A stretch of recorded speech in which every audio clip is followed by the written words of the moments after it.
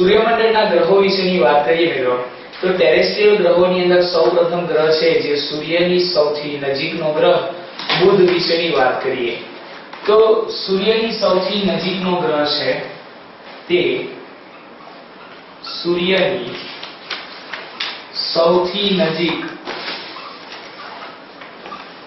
આવેલો છે અને તે સૂર્યમંડળમાં સૌથી નાનો ગ્રહ છે.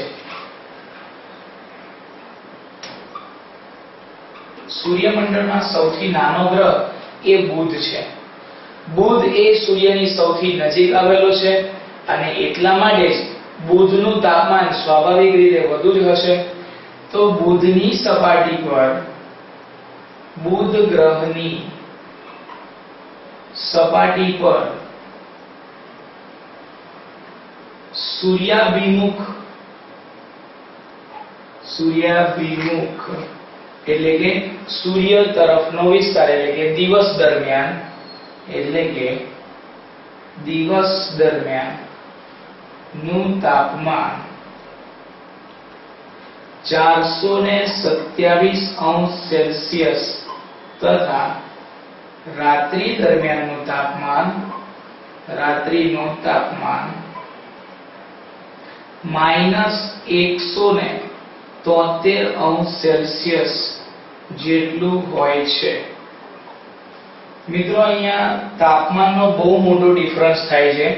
તાપમાનનો આટલો મોટો તફાવત 427 અંશ સેલ્સિયસ થી -173 અંશ સેલ્સિયસ દિવસ દરમિયાન 427 અંશ સેલ્સિયસ અને રાત્રિ દરમિયાન -173 અંશ સેલ્સિયસ ખૂબ જ મોટો તફાવત કહેવાય. અને આટલા મોટા તાપમાનના તફાવતને કારણે તાપમાનના વિષમ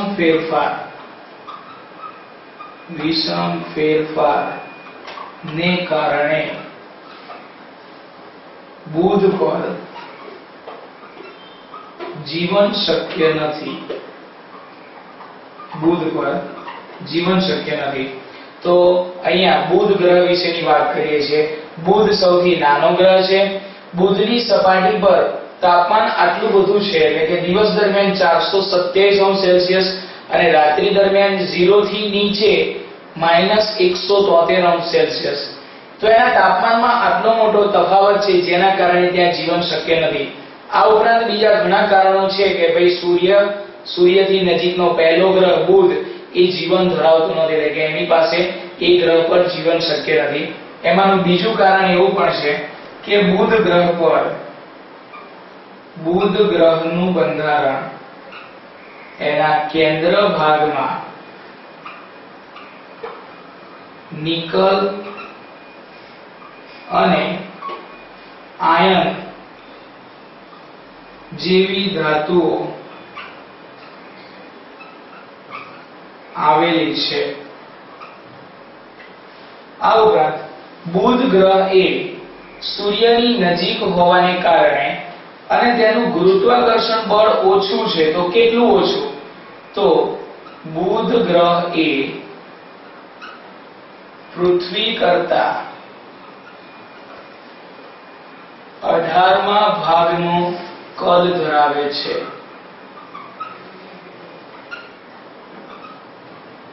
અને તેનું ગુરુત્વાકર્ષણ બળ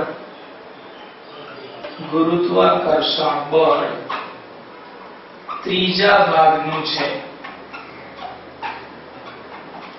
એટલે કે બુધ ગ્રહનું ગુરુત્વાકર્ષણ બળ પૃથ્વી કરતા ત્રીજા ભાગનું અને બુધ ગ્રહ એ પૃથ્વી કરતા કદમાં 18મા ભાગનો છે. એટલે કે બુધ ગ્રહ એ 18મા ભાગનો છે કદની દ્રષ્ટિએ પૃથ્વી કરતા અને એનું ગુરુત્વાકર્ષણ બળ પૃથ્વી કરતા ત્રીજા ભાગનું છે. આગળ વધીએ મિત્રો. આના કારણે બુધ ગ્રહ પર વાતાવરણ ખૂબ જ પાતળું અને પોટેશિયમ અને સોડિયમ જેવી ધાતુઓ વાયુ સ્વરૂપે ધરાવે છે. એટલે કે બુધ ગ્રહ પરનું વાતાવરણ એ પાતળું તથા પોટેશિયમ અને સોડિયમ જેવી ધાતુઓ વાયુ સ્વરૂપે ધરાવે છે, કારણ કે એનું તાપમાન ઘણું ઊંચું છે, વત્તા એ સૂર્યની ખૂબ નજીક છે અને સાથે સાથે એનું ગુરુત્વાકર્ષણ બળ પણ ઓછું છે. એટલે કે બુધ ગ્રહનું ગુરુત્વાકર્ષણ બળ ઓછું છે, સૂર્યની નજીક છે, એટલે શું થશે તો કે એના તરફ એટલે કે બુધ પાસે વાતાવરણમાં જે વાયુઓ એકત્ર થયા હશે એ વાયુઓ સૂર્ય તરફ જતા રહેશે, એટલે કે એના ગુરુત્વાકર્ષણમાંથી છટકી જાય છે. વત્તા એનું તાપમાન ઘણું ઊંચું હોવાને કારણે પોટેશિયમ અને સોડિયમ જેવી ધાતુઓ વાયુ સ્વરૂપે જોવા મળે છે અને એ પણ ખૂબ પતલું વાતાવરણ છે.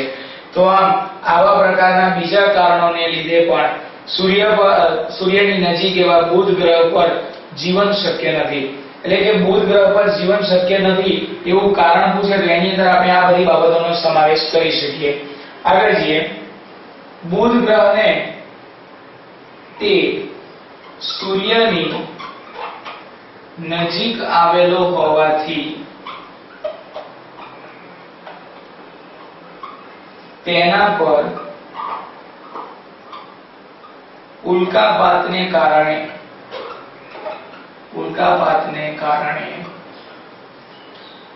નાના મોટા ખાડાઓ પડેલ છે. આ જે ખાડા છે તેને ક્રેટર કહે છે. આ જે ખાડાઓ છે ખાડાને ક્રેટર કહેવામાં આવે છે. એટલે કે સૂર્યની નજીક હોવાથી એના પર ઉલ્કાપાત કેવી રીતે? તો સૂર્યનું ગુરુત્વાકર્ષણ બળ આપણા સૂર્યમંડળની અંદર સૌથી વધુ છે અને એના કારણે અવકાશની અંદર તરી રહેલા આવા કોઈ નાના મોટા પથ્થરો જેને ઉલ્કા કહીએ તો આવી ઉલ્કાઓ અવારનવાર સૂર્ય તરફ આવતી હોય. સાથે સાથે બુધ ગ્રહનો સૂર્યની આસપાસ ચક્કર પૂરું કરવાનો એટલે કે એનો પરિક્રમણ સમય, એનો આવર્તકાળ, એક પરિક્રમણ પૂરું કરવાનો સમય બહુ થોડોક છે, લગભગ 88 દિવસ જેવો સમય છે. તો એના કારણે બુધ ગ્રહ એ સૂર્યની આસપાસ ઝડપથી ફરે છે.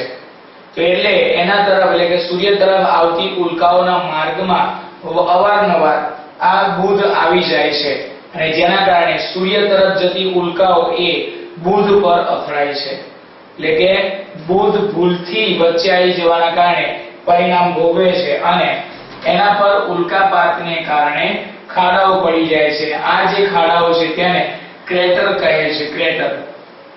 તો આવા ક્રેટર એ જ્વાળામુખી ઉત્પન્ન કરે છે. એટલે કે આ ખાડાઓમાંના તેમાંના કેટલાક જ્વાળામુખીઓ છે અને આ બુધ ગ્રહ એ ટેરેસ્ટ્રીયલ ગ્રહમાંનો એક ગ્રહ છે. એટલે કે એવા ગ્રહોમાંનો એક છે કે જેની પાસે ઉપગ્રહો એટલે કે કુદરતી ઉપગ્રહો અથવા તો ચંદ્ર કહીએ આપણે એને, તો એની સંખ્યા ઓછી છે એવો. તો અહીંયા બુધ પાસે ઉપગ્રહ એટલે કે ચંદ્ર નથી. એટલે કે બુધ પાસે એક પણ ચંદ્ર નથી. તો આમ આવી રીતે બુધ વિશેની ટૂંક નોંધ છે જેની અંદર આપણે એના કદ વિશેની વાત કરી છે, એના બંધારણ વિશેની વાત કરી છે અને સાથે સાથે એના ટેમ્પરેચર વિશે કે એના ઉપર દિવસ અને રાત્રિ દરમિયાન કેટલું તાપમાન છે, અહીંયા એના વાતાવરણ વિશે અને એના પર જીવન કેમ શક્ય નથી એના વિશેની પણ કેટલીક વાત છે. તો આ છે બુધ ગ્રહ વિશે. હવે વાત કરીએ બુધ પછી સૂર્યથી દૂર જતા બીજા નંબરે આવતો શુક્ર ગ્રહ વિશે.